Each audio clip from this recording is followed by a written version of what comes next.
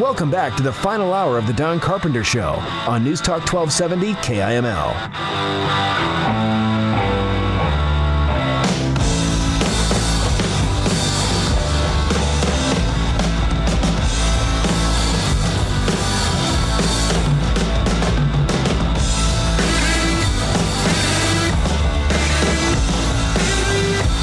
News Talk 1270 KIML. Don Carpenter Show. Welcome back to the program. It's 9:08, and phones are acting a little funny this morning, but I think we should have on the line, Joel Gordonson. Are you there? I am here, Don. Okay, good morning. Sorry about that. Phones are acting a little funny this morning. It didn't transfer like it normally does, but I want to thank you for joining us. Hey, it's my pleasure to be here, Don. Appreciate it. So you're the author of the That Boy from Nazareth, and before we talk about the book, why don't we talk a little bit about your background first before we get into the book? Well, my background is not as an author. I've done some creative fiction as a hobby and to stay busy, but by and large, I've had a great career as an international lawyer, and that means you spend a lot of time on airplanes and hotels, and so to keep busy, I would do some writing, and you can only watch ESPN so long, and then you got to figure out something else to do. And so started writing several books, and this is the first one we've decided to publish, and it's an adventure story about a young boy, Jesus. So that was kind of a risk and kind of a challenge, but it's turned out to be pretty special. Well, now, okay, so let's talk a little bit about the book. I mean, we've seen, over the last few years, we've seen this, I hate to lump it into a genre, because it certainly is something a little bit unique, but we've seen this historical fiction genre kind of pop up over the last few years, and I guess that would be a fair. I don't want to generalize the book, but would that be a fair category to put it in as historical fiction? Right, but it's a biblically based historical fiction. It's clearly based on the New Testament figures, and so biblical historical fiction would probably be the best way to characterize it. Okay. So, and I knew you would have a better way to describe it than I would. So, why don't we talk a little bit about what makes this book a little bit different than a lot of these other similar stories that we've seen over the past few years? Well, let me give you a little story about how it evolved, and that might give you a flavor of what it turned into. The idea for the book, or the genesis for the book, came from a fairly commonplace situation in which I was sitting in a mall waiting for a friend, and I was watching a bunch of 12-year-old, 13-year-old kids, boys horsing around, and they weren't exactly criminals, but they weren't gentlemen models either. And I was just kind of watching them for fun. And then I went home later that evening, and I was reading something about Jesus. And then I started thinking, how did Jesus, as a normal, real boy, a real 12-year-old boy, get through his teenage years horsing around with his buddies and still remain without sin? And then, of course, I was reminded that the only thing we know about Jesus between the age of 3 and 30, when he started his ministry, is 12 verses from the Gospel according to Luke, where he was 12 years old, and he went to the temple for the Feast of the Passover in Jerusalem. His parents left to head home, and he stayed behind, and after 3 days they realized they'd forgotten him, or he wasn't with them. So they went back and looked for him, and to their amazement, they found him in the temple, astonishing the greatest theological minds of his times with his wisdom.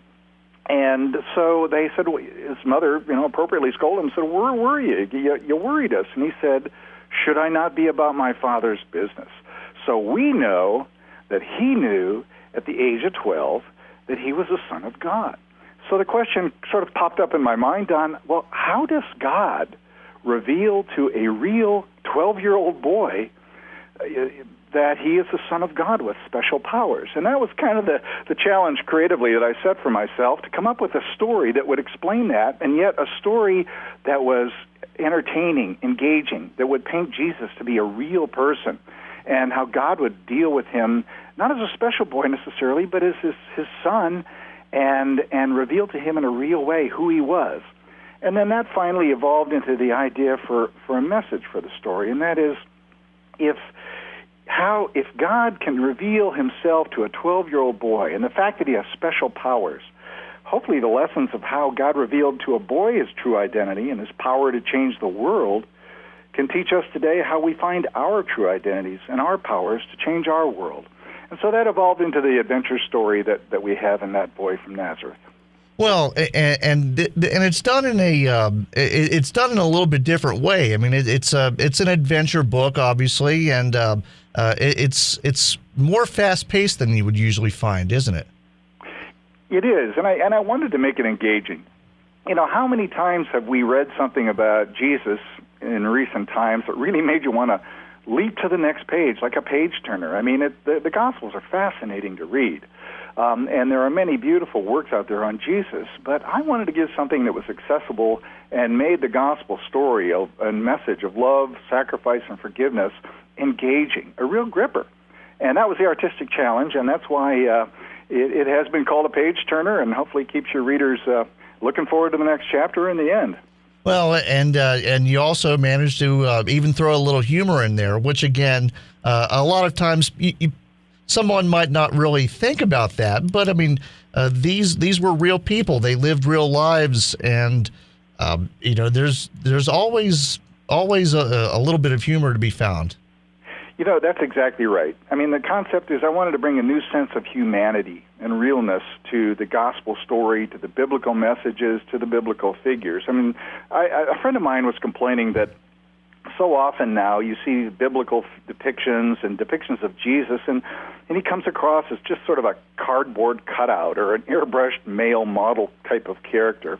And I wanted to make Jesus believable, like the kid next door who you kind of like, you know, Mary and Joe's son, and he's a good kid, and you kind of like him. And there's laughter involved in there, there's tension involved in there, there's coming-of-age problems that every teenager has, temptations, questions that are difficult to answer, and I wanted to incorporate all those in the depiction of Jesus in this case, while still being respectful to the gospel and the biblical message, and that was the artistic challenge I had as well. Well, and I imagine writing Jesus as a 12-year-old is something we've all been around 12-year-olds, but to add that extra level would be, there's certainly a challenge there. It's interesting to see how you handled that. Now, would you say that was the most challenging part of writing this book? No, I gotta tell you, the most challenging part of writing this book, and it's the last chapter I wrote, not the last chapter in the book, but the last chapter I wrote, and that is the depiction of Jesus at the age of 12 in the temple, astonishing the greatest theological minds of his time. The challenge is, what kind of dialogue do you write for a 12-year-old kid that makes him believable and yet would wow the greatest theologians of his time? So that dialogue, I got to confess, was probably the most difficult artistic challenge for the book. And without spoiling it for anyone, would you say, I imagine it would have to be something fairly simple that these guys would have never even thought of, if I had to guess.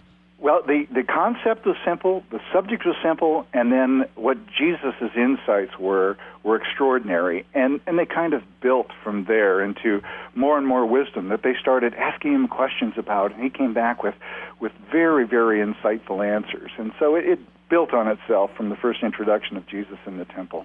And if you're just joining us, we're talking with Joel Gordonson, the author of That Boy from Nazareth. It's available all the usual places. You can go to Amazon. There's a Kindle version. Barnes & Noble also has it. How's the reaction been? The reaction's been surprisingly good. We knew there was a risk of controversy. It's a risky book, but we tried to make Jesus real while being respectful, and the response has been good. And I think in part because it's not just a restatement of the gospel message, but it is an attempt to make it relevant to today's problems and the situations that each of us as individuals face every day. You look at the problems we have in the world of war and violence and poverty and disease and homelessness and the aging population, climate change. I mean, you look at all these problems and they never seem to go away. And if anything, they seem to get worse. And you look at how we try and solve those problems. And we have a heavy reliance on government, on large institutions, on non-governmental organizations. And it occurred to me that maybe another way we have to start approaching these problems, especially on an individual basis, where we can do something about it, is through the gospel message. And this book is not to turn people into Christians, but it's an important reminder for anybody of any faith, of any age, that love and sacrifice and forgiveness is a pretty powerful way of taking on problems and actually creating real-life situations or real-life solutions in our daily individual situations. And so that kind of message is really resonating with people, on top of it just being a fun read where you really can't wait to see what happens next. Well, and now you mentioned obviously it's based on the gospel, so your target audience would be Christians, but you did mention there's something that anyone can take out of this, and this sounds like I know you've done a lot of traveling. This sounds like the perfect kind of book you would open up on your Kindle or have the paperback with you, and it almost sounds like a perfect airplane book. Well, it is that. A lot of it was written on airplanes, so it's only right. But I got to tell you, we did some focus grouping, and we had focus groups with faith-based readers and non-faith-based readers, including atheists and agnostics and Jewish people.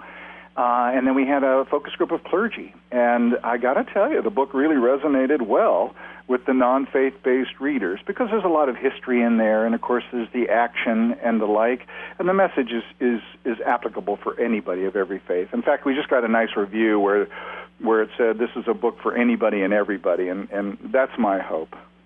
Well, yeah, absolutely, and it's a perfect length for that too. I mean, it's a those page turners, you don't want them to be more than about 400 pages. So you're right in there. You're in the good length for that as well. So I mean, now you mentioned it. The focus groups of all different types have given you a good response to it. But you did mention clergy. Now, obviously, the clergy, they're going to know the source material, like the back of their hand. I mean, did you get any advice from anyone on how to maybe flesh out some of the characters, or did you do all of this on your own research? Most of it was my own research. Of course, I had people I discussed the plot with who would make suggestions and actually came up with some good ideas. So, as any project like this, it is the product of a lot of contributions in wonderful and unlimited ways from people who are professionals and our friends and were just downright smart. So, I've had a lot of help from a lot of places, and there were some very mysterious things that happened here. I don't want to sound too woo-woo, but I'll give you a little story. I mean, for example, there's a scene where Jesus is in a very climactic situation, and he's in front of thousands and thousands of people at the temple, and he's supposed to read a verse, and he's going to wow these people with this verse. And I get to that part of the plot in the writing, and of course, I haven't decided what the verse is yet, and I'm thinking, my gosh, I'm going to have to read the whole doggone Old Testament to figure out what the right verse is. And I bought a CD several years earlier of a religious service in a beautiful cathedral in England. And I was just literally about to start doing my research and reading through the Bible to find that special verse when I stuck in that CD into my stereo, having not listened to it for 3 years, and the lesson for that service in both the Old Testament and the New Testament was the same verse, and it was perfect. So that saved me a lot of work and was a doggone research miracle as far as I was concerned. Well, and you never know how some of those things kind of come about. You certainly never know. Could be a little bit of divine guidance there. Well, I can't deny that possibility. That's for sure. But it's a book about revelation, and everybody thinks they understand all of God's wisdom, and yet He continues to reveal His wisdom to us throughout our lives a little bit every day. That's one of the messages of the book. And So every day brings a new understanding of ourselves and our world and God himself, and there's always going to be gaps. And that's what this book is about, gaps. And we're filling in some of the gaps and trying to figure out how those gaps are filled in our understanding. So that's another important discussion point of the book. Oh, yeah, absolutely. Now to the historical side, this, of course, is set during, I mean, it's set during a dangerous time in the history of that area. I imagine there's probably a million directions you can go with this. Have you considered maybe making this a series or having a sequel or anything like that? There's a possibility that we could do that. They're definitely in the works, and you're absolutely right. I mean, it's a really good point. When I started researching a little bit more of those times, you can see why God chose that time and place for this amazing and one-time historical event. I mean, the political upheaval, the rebellion and guerrilla warfare, and the economic and trade development, and the religious uncertainty with the apocalypse and the promised messiahs promising everything from the coming of God to getting rid of the Romans and their taxes. It was an extraordinary and adventuresome period. So the setting does lend itself to more adventure. You're absolutely right. Well, I'm going to have to keep my eye out for that. So we're almost completely out of time here, but I want to make sure everybody knows Joel Gordonson, That Boy from Nazareth. It's available on Amazon. It's available at Barnes & Noble. You can even get the Kindle version if you have the Kindle Unlimited, which is a great thing. It's included with that as well. So just tell us real quick why everyone should read this book. Well, I think it would be relevant to, it's interesting about times past and an important person in world history, if not the most important person in world history, and it has relevance for all of our lives today, and it'll be fun to read. Well, thank you so much, Joel Gordonson, That Boy from Nazareth.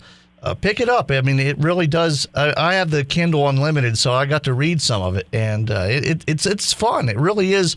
It kind of reminds you, I mean, like I said, I thought it would be the perfect airplane book. That's what I thought, because it just keep turning pages, and before you know, you're 50 pages in.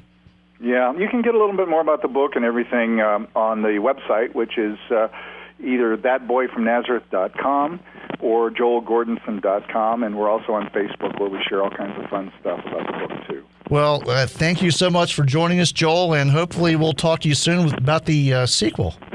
Well, Don, that's great. Hey, it's been great talking to you. Thank you so much. Thank you. There you go. Joel Gordonson, That Boy from Nazareth. We're going to take a break.